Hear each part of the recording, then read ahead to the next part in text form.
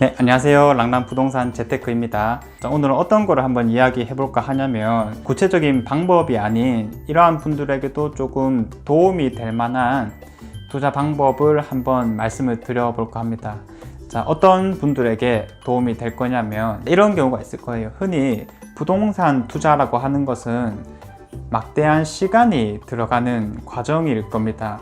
우리가 투자를 한번 하려고 한다면은 당연히 투자금은 있어야 될 거고요. 그리고 이제 투자하려는 대상을 시세 조사한다든지 아니면 한번 찾아가 본다든지 이런 것들이 있을 거고, 또 내가 만약 잘 모른다라고 했을 때는 옆에 소장님한테나 아니면 관리사무소에 한번 들러볼 수도 있을 거고요. 한 가지의 투자를 하는데도 정말로 많은 시간이 들어가고 또 많은 정성이 들어가는 과정이다 라고 볼 수가 있을 겁니다.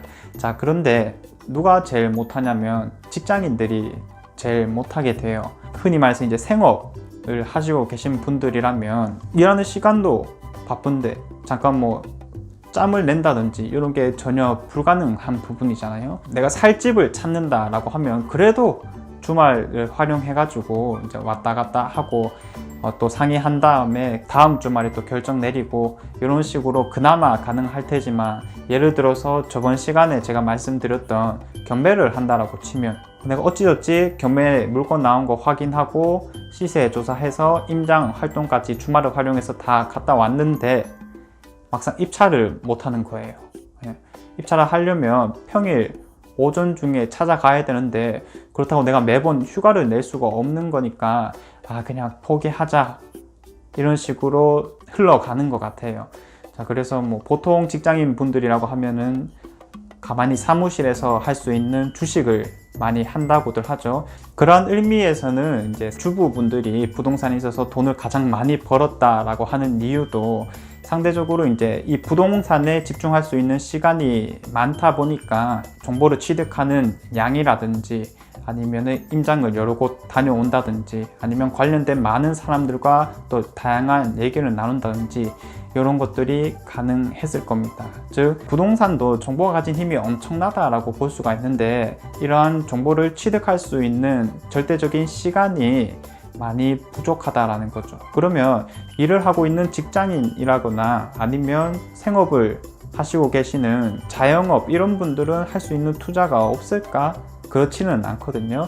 자, 경매랑 비슷하게 공매라는 것이 있습니다. 자, 공매에도 다양한 재산 유형이 있지만 세금 안 내서 나오는 압류 재산이라는 게 가장 대표적인 거거든요. 평일 월요일서부터 수요일까지 입찰이 진행되긴 하지만 전자 입찰 방식이기 때문에 내가 앉아 있는 그 자리에서 컴퓨터, 노트북만 있으면 언제든지 입찰이 가능하다라는 거죠. 그러면 직장인 분들 같은 경우에는 시세 조사는 저녁 시간에 미리 좀 해두고, 그리고 임장은 전에 주말을 활용해 가지고 다녀오고 이런 식으로 해서 입찰을 회사 점심시간을 활용해서 언제든지 가능할 수가 있다라는 거죠. 자, 그래서 실제로 뭐 회사원, 교육생 분들이신 분들이 이제 적극적으로 활용하는 방식이다라고 보시면 되고요.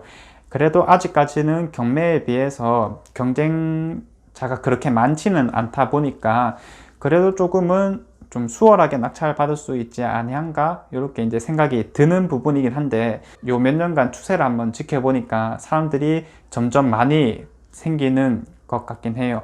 기존에 경매를 하셨던 분들은 사실 공매로 많이 넘어오시진 않거든요. 왜냐하면 컴퓨터나 인터넷 다루는 게 익숙하지 않다 보니까. 대신에 좀 젊은 층 분들이 점점 유입이 많이 되다 보니까 이 시장도 조금씩 더 커져 간다라고 볼 수 있는데, 최근에는 희망임대리츠라고 해서 나온 물건들이 뭐 부동산 뉴스라든지 유튜브를 통해서 많이 이슈화가 됐다 보니까 온비드 사이트를 활용한 공매라는 것도 조금 유명해졌는데, 여러분들도 책이라든지 유튜브 영상을 통해서 한번 공부해 두시면 많은 도움이 될 거다라는 생각이 듭니다. 한 가지 확실한 부분은 일단은 내가 떨어졌을 때 리스크가 좀 적다라는 거예요. 경매, 공매를 조금 비교를 해드리자면, 경매는 그래도 한번 찾아가야 되기 때문에 시간이라든지 비용이 더 많이 들고 한번 떨어졌을 때 많이 이제 심적 부담이 생기는 거거든요. 그런데 공매는 말 그대로 내가 처음부터 전자 입찰을 했었고, 그리고 결과 또한 압류재산을 기준으로 목요일에 나오거든요. 그래서 크게 부담이 없어요. 어차피 보증금 같은 경우에도 가상계좌에 넣었다가 떨어지면 그날에 또 바로 돌아오니까 역시나 그냥 떨어졌네 하고 회사 내에서 확인을 하면 된다라는 거죠. 그래서 이러한 방식들이 좀 적합하지 않을까 이렇게 이제 생각이 드는 부분이고요.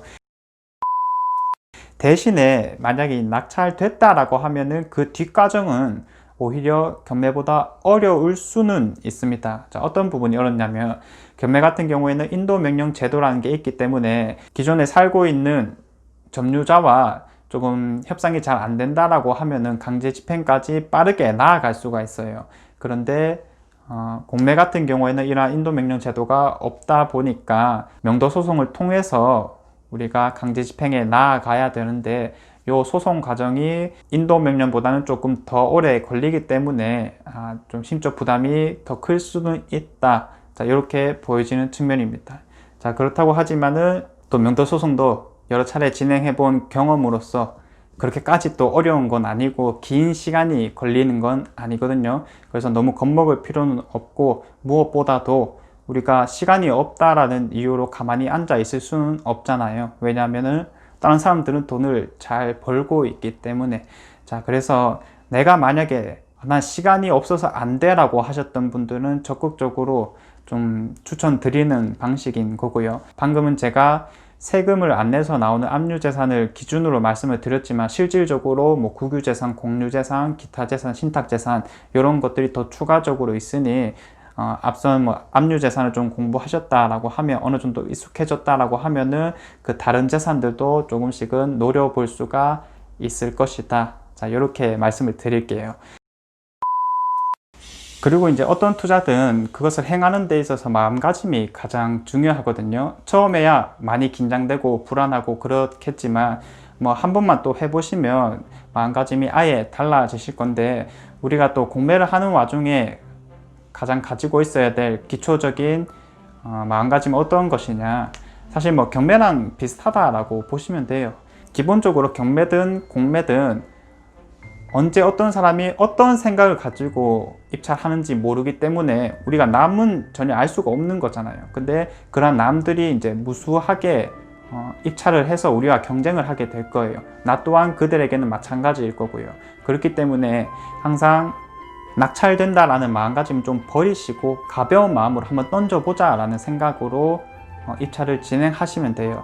자, 그런데 이 가벼운 마음이란 게 뭐냐면 결국은 입찰가에서도 그냥 가벼워지면 되는 거거든요. 내가 무리하게 꼭 받아야겠다 이렇게 생각하기보다는 나올 물건들도 또 많이 있으니까 우리가 좀 천천히 진행을 해보자, 그냥 한번 툭 던져보자 이런 생각으로 입찰을 노려보시면 될 것 같아요. 자, 어찌됐든 뭐 주식 이런 것들도 틀린 방법은 아니겠지만 그래도 선택지가 주식 하나여서 주식을 선택하신 분들도 많이 있을 거라고 생각이 들어요. 그래서 주식뿐만 아니라 이렇게 공매 또한 우리가 활용할 수 있는 것들이 있다라는 거 알고 계시면 훨씬 좋을 것 같다라는 생각이 들었고요. 이상 랑랑부동산 재테크였고요. 다음에는 더 좋은 내용으로 한번 찾아와 보도록 하겠습니다. 감사합니다. 뿅.